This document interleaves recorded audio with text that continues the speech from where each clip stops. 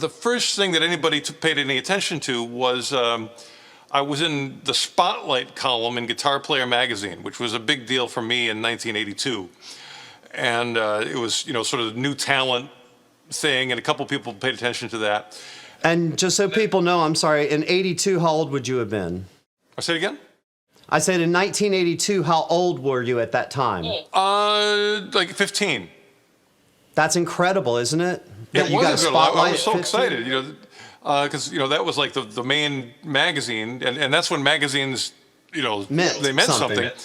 And I was in it.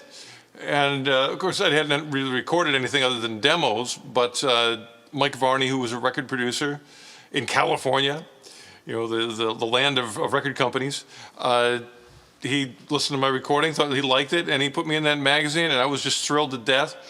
And the next thing was, he said, well, hey, send me a song, and if I like it, I'll send you some money and you can go in the studio. And the studio was like, you know, the studio, that's like some otherworldly place you never imagined. 100%. You know, if a 15-year-old kid could step into one. But he said, you know, if I like the song, you can go in the studio and record a record.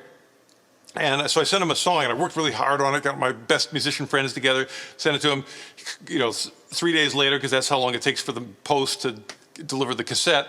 He calls me up and he goes, is this a joke? He said, this is like the worst thing I've ever heard. This is horrible. He said, your guitar playing sounds good, but this song is just, it couldn't be worse. And I was shocked, you know, because I thought I had sent him something great. And so, you know, like Ed Wood in that movie goes like, the next one will be better. So I started working on another one, and I sent him another song. And he called me back 3 days later, and he went like, are you some kind of comedian? Like, this is so bad, it's funny.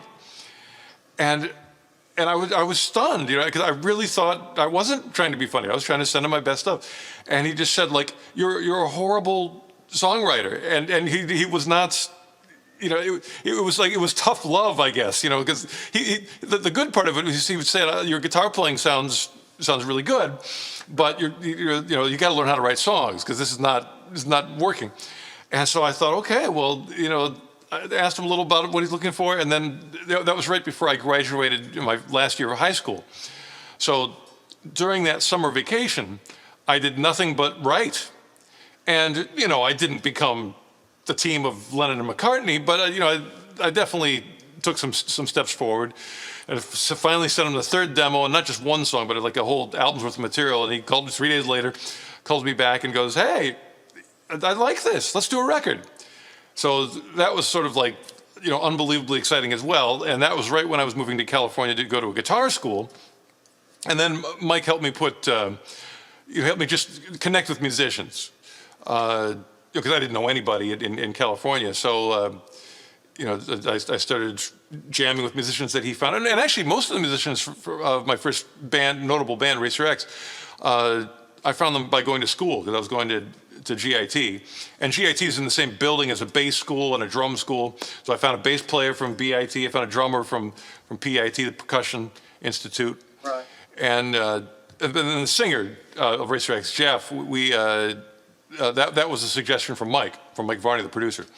And so suddenly we had a band, and, you know, started doing local gigs and doing well. You know, it took, the first couple were a little sparse, because nobody knew who we were.